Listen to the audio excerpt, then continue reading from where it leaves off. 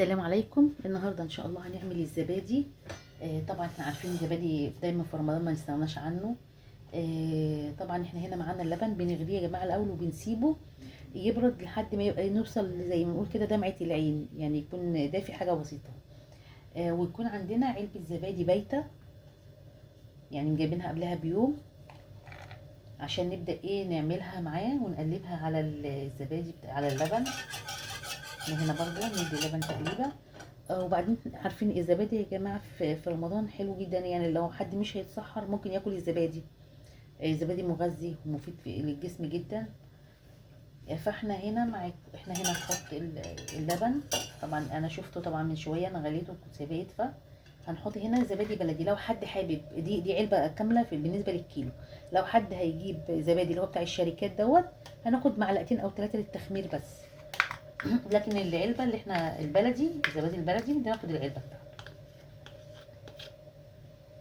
طبعا انا بعملها الحقيقه دايما، فانا عارفه ان يعني الكيلو بيكفيه قد ايه.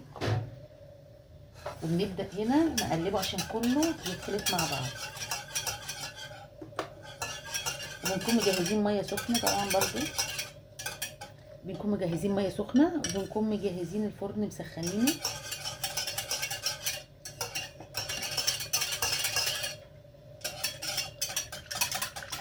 طبعا احنا كده الزبادي داب مع اللبن،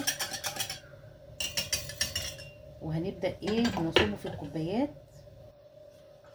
طبعا نكون جايبين صينيه، اللي ما عندوش الحله طبعا ممكن يجيب صينيه زي ديت نحط فيها. طبعا احنا بنصب الكوبايات اللي احنا عايزينها، المقدار اللي احنا محتاجينه.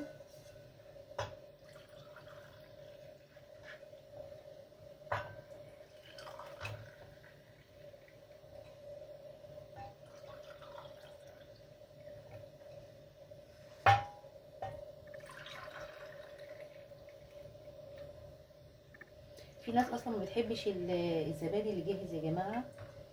يعني اهم حاجه تهتم بانها، في ناس بتحب تعمله بايدها في البيت لكن ما تاكلوش جاهز من بره يعني. احنا حاطينه كده الكميه اللي احنا جايبينها معانا، وهنبدا ننتظر بقى شويه الميه بس تغلي. ونحط لها هنا ميه سخنه في الصينيه، وبعد كده هنبدا نحطها في الفرن. استنى بس الميه تسخن وبعد كده ارجع لكم. رجعت لكم تاني. احنا هنا كده الميه سخنت يا جماعه، هنحطها هنا في جنب. طبعا ناخد بالنا عشان ما تنزلش في اللبن، ونكون برضو مدفيين الفرن. طبعا احنا بنسخنها علشان اللبن يبدأ يجمد معانا ويبقى زبادي. يعني بنحط تقريبا نص الصينية، احنا مش هنملى كتير. طبعا اللي حابب يعمله بفاكهة ممكن، او عسل ممكن نحط العسل تحت وبعد كده نبدأ نحط عليه اللبن عادي.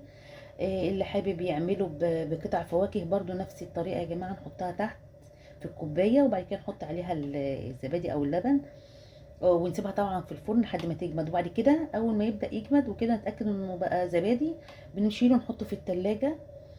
فاحنا هنمشي خطوه خطوه. احنا دلوقتي هنحطه في الفرن. طبعا انا سخنت الفرن وطفيته، هحطه فيه دلوقتي. وبعد كده اول ان شاء الله ما يبدا يجمد هرجع اوريكم. ورجعت لكم تاني. احنا هنا كده طلعنا الزبادي من الفرن اهوت معانا. طبعا احنا بنستنى عليه في الفرن لما يبرد خالص قبل ما نحطه في التلاجة، ونتاكد ان هو مسك او جمد يعني يا جماعه شويه، او زي ما احنا شايفين انا عامله طبعا في طاجن عملتها غير الكوبايات. كوبايات اهو زي ما انتم شايفين. طبعا بياخد وقته في الفرن. طبعا احنا بندفي الفرن بس زي ما قلنا. كوبايه اي كوبايه اهيت زي ما احنا شايفين متماسك ازاي. احنا بنحط الاول اللبن يا جماعه، نحط عليه علبه لبن تكون بايته برضو عشان تعملوا تخمير، وبعد كده نقلبه كويس او نضربه في الخلاط، وبعد كده نصبه في كوبايات او في طواجن حسب ما احنا عايزين. انا عندي كده كده بيحبوا، فيه بيحب الكوبايه وفيه بيحب الطاجن. فانا عملت الحقيقه في الاتنين. وبعد كده بتحط بقى في الفرن، تحط ميه سخنه زي ما احنا وريناكم في الصينيه كده. اللي عنده طبعا الحله بتاعه الزبادي مفيش مشكله يا جماعه. اللي ما عندوش زي ما احنا كده، زي ما احنا وريناكم الكوبايات في الصينيه، ونحط ميه دافيه ونكون مولعين الفرن. طبعا يكون سخن برضو قبل ما نحط الحاجه فيه، عشان عارفين الجو برد اليومين دول. وبنحطه طبعا، نسيبه الوقت الكافي بتاعه. بس طبعا بعد يعني ساعة ساعتين تلاتة كده ممكن نتأكد نشوفه جمد ولا لسه، عشان لو احتاج ان احنا ندفي الفرن شوية كمان ممكن نفتحه له كمان شوية. اتمنى انه يعجبكم. لو جابكم الفيديو لايك وشير وسبسكرايب، بالهنا والشفا. الزبادي في البيت طريقة سهلة وسريعة وموفرة وحلوة جدا. اتمنى انه يعجبكم.